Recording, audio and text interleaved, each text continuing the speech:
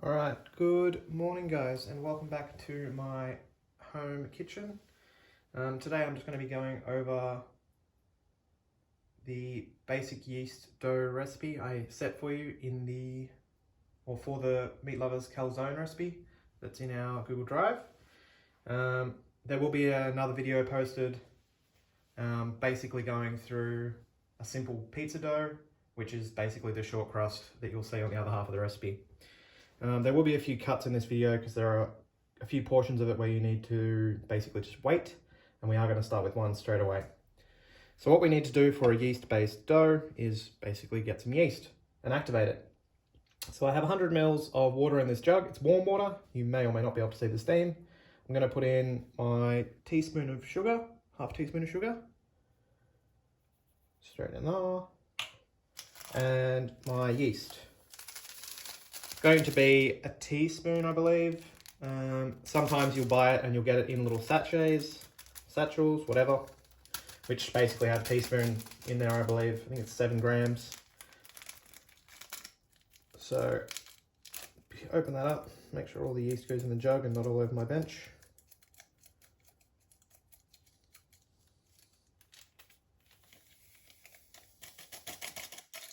So what we're trying to do is basically activate that yeast. So the yeast needs some water, it needs some food, and it needs warmth. So that's what we've provided for it. We've given it some warm water, which is giving it warmth and water, and we've given it sugar. So it can actually start digesting that. It'll start fermenting that shortly, hopefully. All right, guys, that's pretty much it. What you need to do with this is give it a quick stir, and then put it somewhere warm so it can activate. So I'll probably sit this off to the side and come back and do the next part of the recording once this is starting to do stuff that's interesting. Hopefully. Alright guys, back soon. Alright guys, it's been 5 or 10 minutes. So my yeast is starting to do yeast stuff, which is fantastic. So we're going to start with the next part of the recipe. So basically what we'll be doing is getting a bowl, putting all of our dry ingredients in it, which is going to be our cup of flour. I'll be using a wholemeal flour. Use whatever you've got, preferably plain because there is already a raising agent being the yeast, so you don't need to use self-raising. And then your half a teaspoon of sugar. No, salt, not sugar. Oh God, sugar's already in the bowl with the yeast. That one goes in there. We'll give that a quick stir and then we'll look at adding our yeast into that. Just before we do, I'll add a little bit of oil to the yeast mixture as well. So remember when we make doughs, I usually recommend using some kind of spatula. It's just way easier to move through the actual dough than a wooden spoon. But use what you've got, once again. Let's have a look at my yeast. I'll push it off to the side so you guys can see. So we started with 100 ml of liquid in this jug. And you'll see, hopefully, that yeast has bubbled up. It's all frothy. And that's pretty much what we were waiting for it to do. So that's the yeast converting that sugar or fermenting that sugar into carbon dioxide, which is what we want it to do to make a light fluffy dough. Give that a quick stir and we'll start adding it into our dough. You are meant to use a teaspoon of olive oil. I seem to have run out, so I will be using vegetable oil and hoping for the best. If I can find my teaspoon. I'm just going to mix it straight into my liquids rather than having it separate.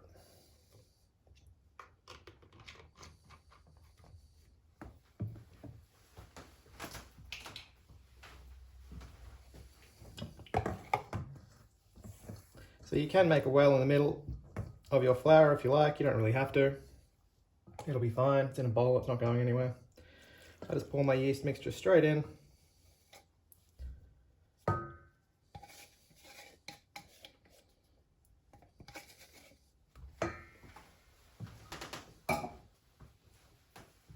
And then we just mix that up until we get a dough.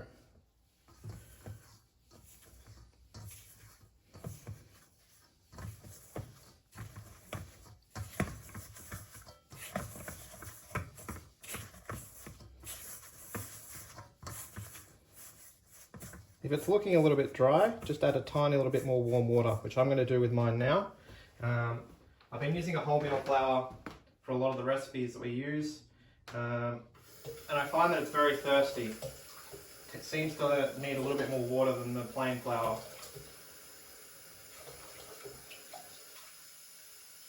Assuming I still have hot water in my house, who knows?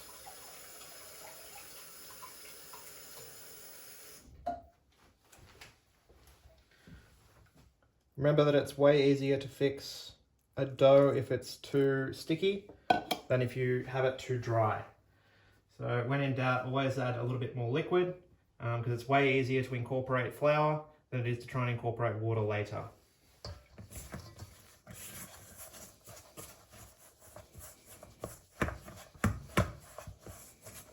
See it, that's pretty much coming together. There's not a lot of crumbs at the bottom, so I should be able to start kneading this on my bench. Looks like it might be a little bit sticky, but that's fine. We're going to have to use some flour anyway on the board.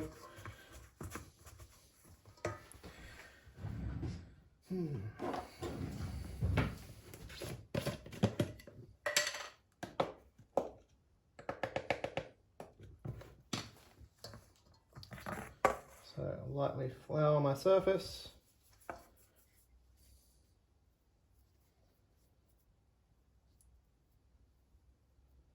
Get all this dough off the spatula, and then we'll knead it on this bench once I get the rest of the dough out of the bowl.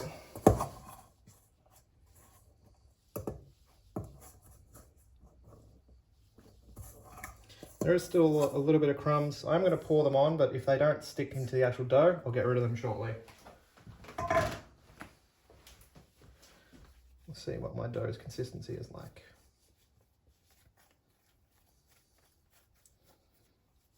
Squidge. Squidge.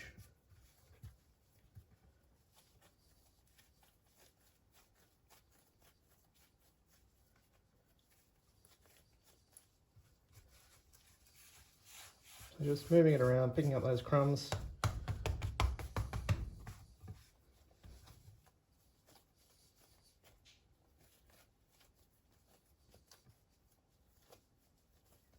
The actual dough itself is still a little bit sticky, so I'll throw a little bit more flour down.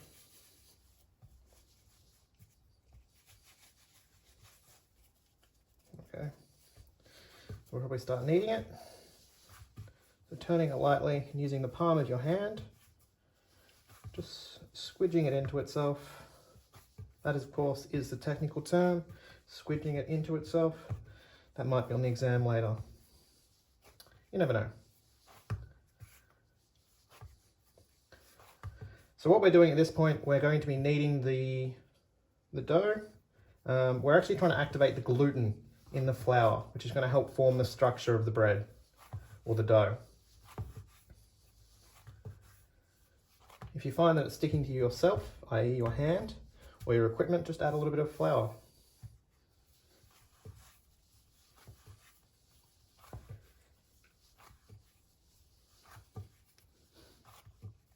So you'll do this for 2 or 3 minutes. I believe the recipe says 5, but and who's got that much spare time really? And then what we'll do is put it into an oiled bowl, and we're actually going to let it sit and prove or rise up, double in size. So we're going to let that yeast activate again now that it's inside the dough. So you should get something that looks approximately like this. And we'll put it into a bowl. I'll put it back on top of my oven, because my oven's actually on at the moment, because I wanted somewhere nice and warm for it to sit. Alright guys, I'll be back shortly with the rest of the video hopefully. See you, bye. Alright guys, so my dough's been sitting on the stove for, I don't know, 10-20 minutes. You are meant to leave it for a little bit longer, but I do want to get this process underway. So you can see that it's approximately doubled in size, probably not quite, but we're pretty close. So we'll get started. What we'll be doing is basically dividing the dough, rolling it out, and then attempting to fill it with some kind of foodstuffs.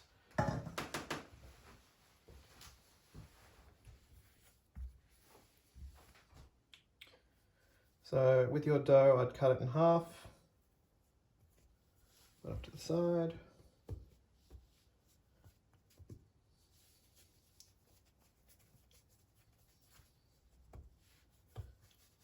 Form it into a round-ish shape. It doesn't need to be perfect. You are going to be working with it for a little bit.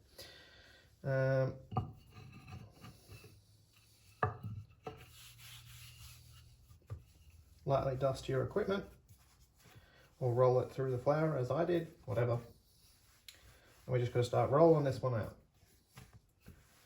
Keep moving it. Flip it over if you like.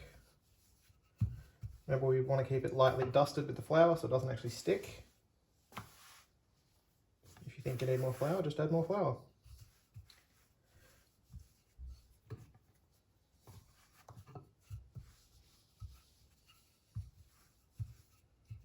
So what we're trying to do is evenly roll it out, or as evenly as we can, and try and keep the round shape, which is not always the easiest thing to do.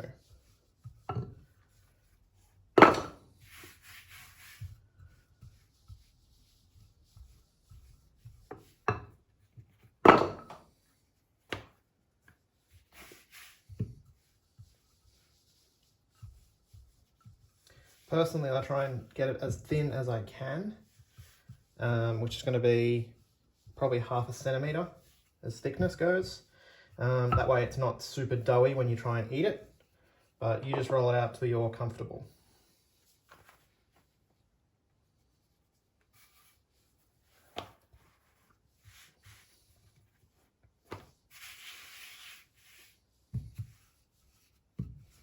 So all I'm doing is just slowly stretching it out.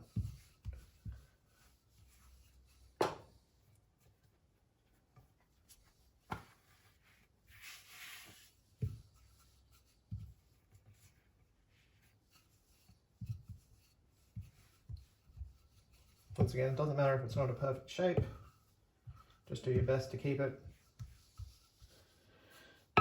round-ish.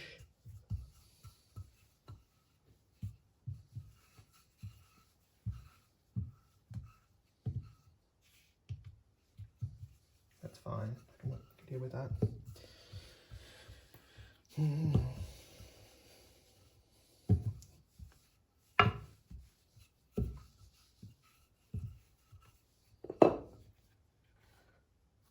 So mine's getting real thin now, so that's probably a millimetre or 2 thick.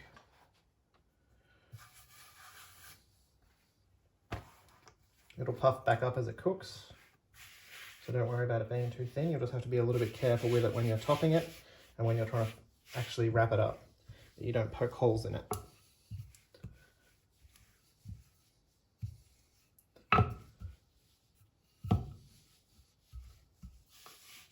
Mine's pretty close to the size of my oven tray at this point, which is possibly a little bit big.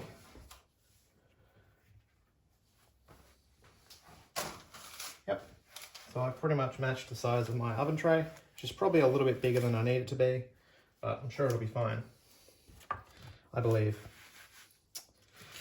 Ideally, it wouldn't have these bits on the side, and this would be filled up. I could chop it up and stick it back together, but it's probably more effort than it's worth. So once you get it to this stage here, you basically want to treat it like a pizza. So what you'll be doing is basically preparing anything you want to eat, basically.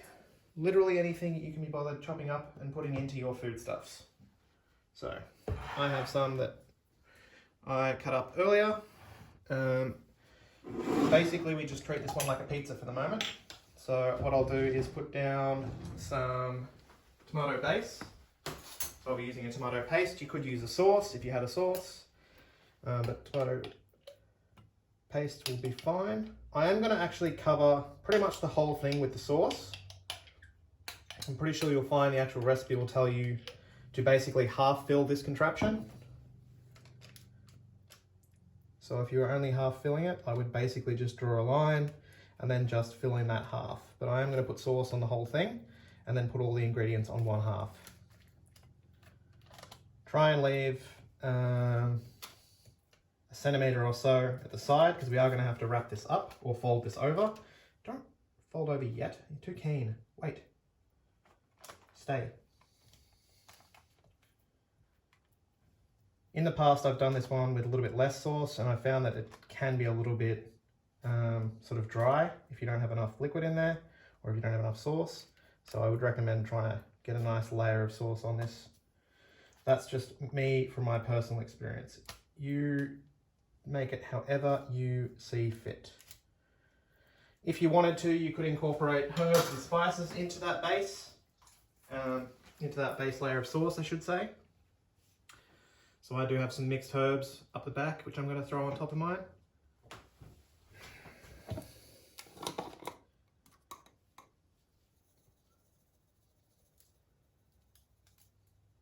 Doesn't need to be anything fancy, just a nice layer, give it a little bit extra flavour. And then we'll be putting ingredients on half of this. Once again, like I said, it is meant to be a meat lover's calzone, but I have greened things. You don't have to use green things. I like green things, you do you. So I've got some capsicum and some spinach I'm going to use as the base on mine. And then I have some bacon and salami.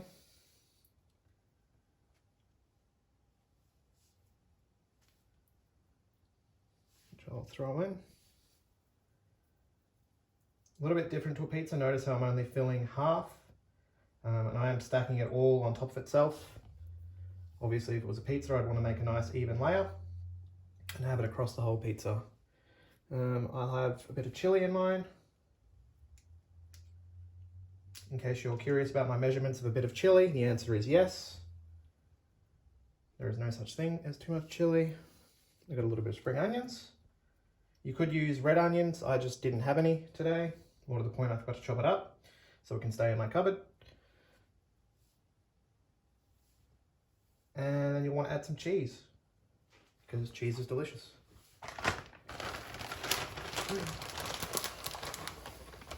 Use as much or as little cheese as you like. If you don't want cheese, don't have cheese. It's pretty self-explanatory.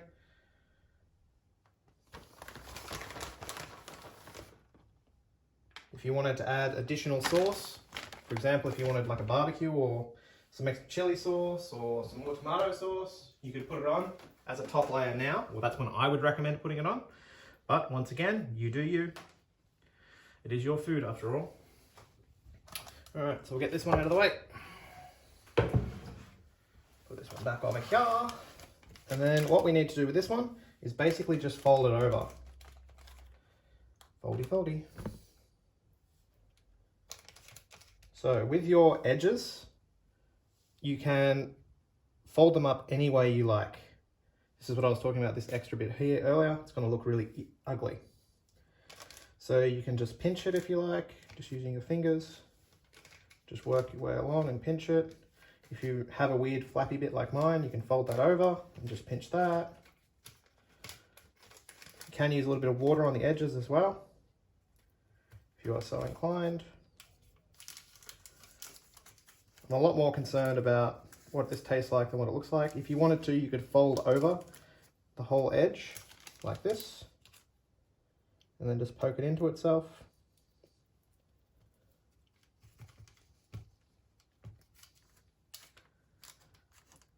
A little bit saucy, but that'll be fine.